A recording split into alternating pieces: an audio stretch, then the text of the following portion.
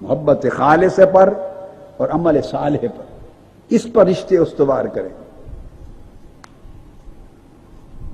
میں نے پوری زندگی اپنے بیٹوں سے کہا ہے، حسن سے، حسین سے، اللہ انہیں استقامت کے ساتھ اسی راہ پہ رکھے ہمیشہ۔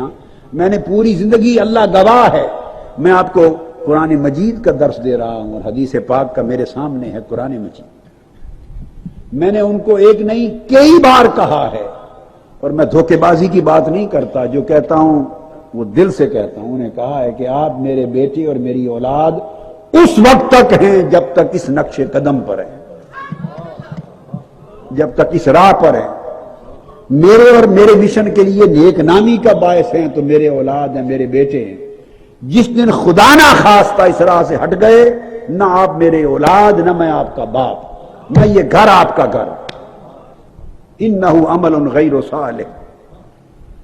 ہمارے رشتے کا تو ایک ہی پیمانہ ہے، لہذا آؤ ہم اپنی رفاقتوں کی بنیاد بھی یہی بنا لیں۔ اس لیے جو شرمساری قیامت کے دن ہونی ہے جا کر، اس کا علاج ادھر ہی ہو جائے۔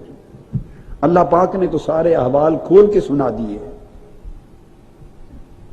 دنیا ایسا نظارہ آپ کے بدلنے کا دیکھے کہ میں اگر دور بھی بیٹھا ہوں تو مجھے خوشبوئیں ملنے لگیں، اور ہر سم سے آواز آئے کہ منہاج القرآن کے رفقا بدل گئے۔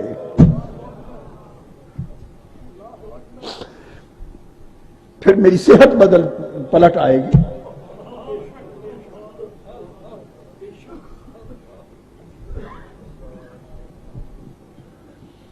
ہر طرف سے یہ خبر ملے بدل گئے منہاج القرآن کے رفقا، صالحین کی جماعت ہو گئی، اللہ والے ہو گئے، اللہ والے ہو گئے، اور وابستہ ہر جوان اس کی جبین پر، ماتھے پر سجدوں کا نور نظر آئے،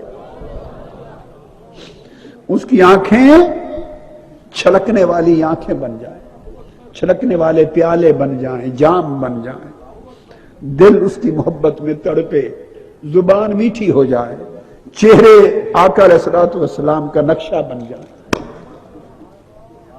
اخلاق حضور کے خلق حسن کا نمونہ بن جائیں، اسوہ حسنہ کے پیکر بن جائیں، پھر آپ کے چہروں پر بھی نور ہو، قلب و باطن بے نور ہو، دنیا آپ کو نمونہ جانے۔